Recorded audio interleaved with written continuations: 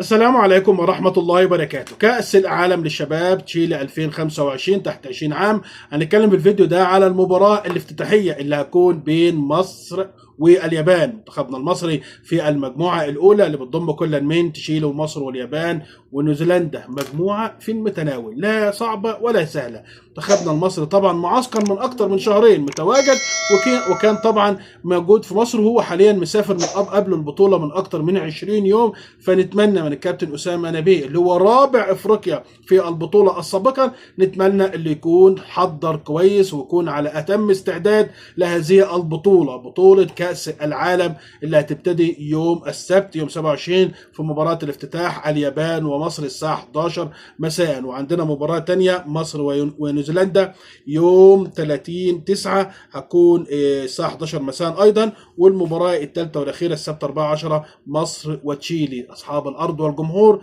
هتكون الساعة 2 صباحا. عندنا 3 منتخبات عربية، مصر والمغرب والسعودية. مجموعة طبعا المنتخب المغربي هي تعتبر المجموعة الأقوى، البرازيل والمكسيك والمغرب وأسبانيا.